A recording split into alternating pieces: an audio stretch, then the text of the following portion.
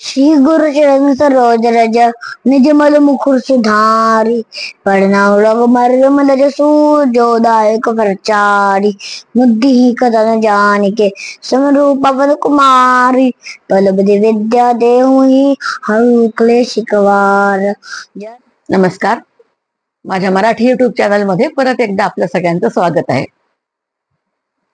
तुम्ही म्हणाल आज एवढ्या अगदी आनंदात का आहेत, तर हा आपला व्हिडिओ रामनवमी निमित्त आहे आणि रामाचा जन्म आपण साजरा करणार आहोत. मग आपण उत्साहाने तयार व्हायला नको का? कारण सकाळ झाली की आपली कोयल म्हणजे कोकिळ पक्षी कुहू कुहू करून वातावरण अगदी सुंदर करून टाकते आणि मन अगदी प्रसन्न होतं. बाहेर बघितलं तर शिरीषच्या फुलांचा मंद सुगंध येत असतो. मोगऱ्याचा सुगंध तर विचारूच नका. दोन जरी फुलं घरामध्ये देवाजवळ असली तरी सुंदर अगदी सुगंध येऊन वातावरण सुंदर होतं आणि प्रसन्न वाटायला लागतं. आणि ही निसर्गाचीच किमया आहे की रणरणीत उन्हाळा असताना सुद्धा माणसाला थोडं तर प्रसन्न वाटावंच ना. मग मोगऱ्याचा सुगंध, वाळ्याचा थंडावा आणि शिरीषचा सुगंध, गारवा अगदी हवेत पसरल्यासारखा वाटतो आणि मग मंद मंद सुगंध सगळीकडे दरवळत असल्यामुळे आपल्याला खूप छान वाटतं. आणि मग असा हा चैत्र महिन्याची महती आपण करूच पुन्हा. पण आज मी विशेष म्हणजे रामनवमीच्या निमित्ताने तुम्हाला रामनवमीचं, राम जन्माचं वर्णन करणार आहे. अगदी रामाचा जन्म जेव्हा होत होता, काय वातावरण असेल तिथे. सगळ्यांना माहितीच होतं की काहीतरी खास होणार आहे, कारण अगदी म्हणजे सगळे आतुरतेने वाट बघत होते. आणि दुपारचे 12 वाजले आणि रामाचा जन्म झाला. सगळे अगदी आनंदात झाले. राम जन्मला ग सखे, राम जन्मला. म्हणजे त्या सख्यांना, कौशल्याच्या मैत्रिणींना असं झालं की किती नाचू आणि किती नाही.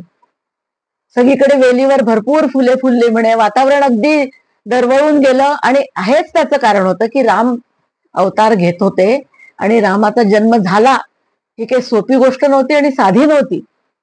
आणि हे सगळ्या प्रत्येक माणसाला कळत होतं, त्यामुळे आतून सगळ्यांना आनंद होत होता. मन अगदी उत्साहाने प्रसन्न होत होतं. हा झाला रामाचा काळ. पण आपल्या इथे सुद्धा आपले छोटे छोटे नातू, माझा जो नातू आहे तो हनुमान चालिसा वगैरे म्हणून राम जन्म साजरा करतोय. त्याला पण हनुमानाची खूप भक्ती आहे आणि हनुमानाला रामाची भक्ती आहे.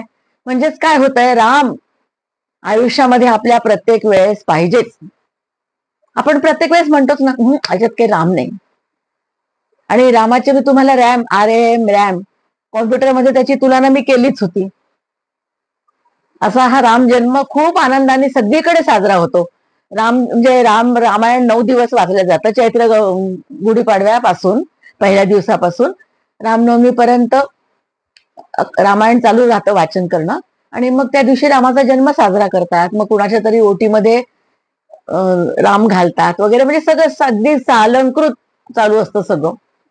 माझ्या मुलाच्या वेळेस सुद्धा माझ्या ओटीमध्ये राम घातला होता. 9वा महिना होता मला. आणि मग नंतर 29 एप्रिलला माझा मुलगा झाला. सगळे म्हणे रामच जन्माला आला. असे संस्कार सुद्धा असतात. छोटे छोटे छोटे एवढे संस्कार होत राहत गर्भावरती. आणि गर्भसंस्कार आपण जे म्हणतो ते हेच असतात. दुसरे वेगळे संस्कार करायचं काही काम नसतं. आपण प्रत्येक देवाची आराधना करतो, गणपतीची आराधना करतो, अर्चना करतो, पूजा करतो. म्हणजे काय करतो, त्याचं स्मरण करतो. आणि स्मरण करणं म्हणजे काय आहे, आपल्या ब्रेनला वारंवार त्या गोष्टीची आठवण करून देणं. रोज आपण जप करतो म्हणजे काय करतो, कुठल्याही गोष्टीचा जप करतो. आणि श्रीराम जय जय राम हा जप इतका सोपा आहे आणि प्रभावी आहे. तुम्ही तो कुठेही केव्हाही कधीही म्हणू शकता. गोंदवलेकर गुरुजींना किती रामभक्ती होती हे सगळ्यांना माहितीच आहे. आणि त्याचं त्यांना फळ काय मिळालं होतं हे पण सगळ्यांना माहितीच आहे. म्हणजे गोंदवलेकर गुरुजी राममयच झाले होते. रामाला ते व्यक्तीच मानायचे. त्यांचं बीपी चेक करायचे, त्यांना त्रास होतो का, उन्हाळा आला का, त्यांना वाळ्याच्या ताट्या लावून द्यायचे, इतकी सेवा करायचे. आणि मग नामस्मरण, आजच्या काळाप्रमाणे नामस्मरणालाच महत्व आहे. आणि त्यांनी बघितलं की आजकालचा इतका धावपळीचा जमाना असल्यामुळे लोकांना देवाजवळ बसून पूजा करायला होत नाही. मग देवाजवळ जाण्याचा कोणता मार्ग आहे सोपा? रामाचं नामस्मरण. आणि राम हा शब्द इतका सोपा आहे की कुणालाही तो येऊ शकतो. आणि मग राम जन्म झाल्यानंतर मग सगळ्यांना प्रसाद वाटायचा असतो. तो प्रसाद म्हणजे काय असतो बघा, मी तुम्हाला थोडक्यात दाखवते.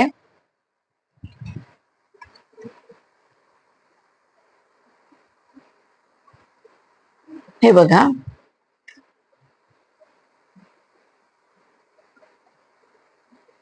हे धणेपूड आहे, हे बदाम आहे, हे साखर आहे आणि हे चांगलं तूप आहे, थोडी विलायची पावडर आहे आणि ही देवाजवळ मी फुलं ठेवली आहेत सर मन प्रसन्न वाटायला. तर मग आपण काय करू शकतो, ह्या सगळ्यांना मिक्सरमध्ये बारीक करायचं. एवढी एवढी धणेपूड आहे, एवढे बदाम आहेत, एवढी साखर आणि थोडं चांगलं तूप, चवीला विलायची पावडर, एवढं टाकून मिक्सरवर केलं की ही अशी सुंदर पंजिरी तयार होते बघा. याला पंजिरी म्हणतात. आणि याचं शास्त्रीय कारण काय आहे तुम्हाला सांगते.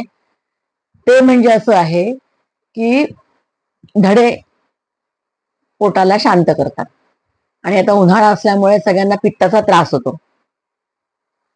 त्यामुळेच रामाच्या जन्माच्या वेळेस पंजिरीचा प्रसाद दाखवायची पद्धत आहे आणि त्यानिमित्ताने आपण सगळेजण खातो आणि मग कुटुंबाचं सगळं तब्येतीचं महत्व जे आहे ते आपण साधल्या जातं आपल्याकडनं, की नाही नाही सकाळी ना एवढी एवढी पंजिरी खात जा आणि त्यावरती थोडंसं पाणी पित जा, बघा पित्ताचा त्रास थांबतो की नाही.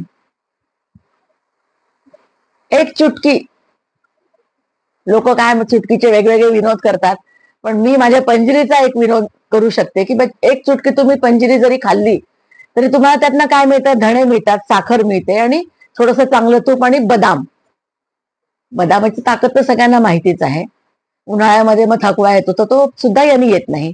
हा तुम्ही अर्धी वाटी पण खाऊ शकता, तुमची मर्जी आहे खाण्याची, पण एक चमचा तर तुम्ही आवडीने खाल्लाच पाहिजे, तो औषध म्हणून. मंडळी, रामाचा बद्दल किती जितकं बोलावं तितकं थोडंच आहे. राम हा असा म्हणजे रामायण जे असं घडलं जे आहे की रामाने कसं वागलं संसारामध्ये, कुटुंबामध्ये, त्यागमूर्ती, सगळे सगळे जे चांगले गुण होते ते सगळे रामामध्ये होते. एक पतिव्रता होता,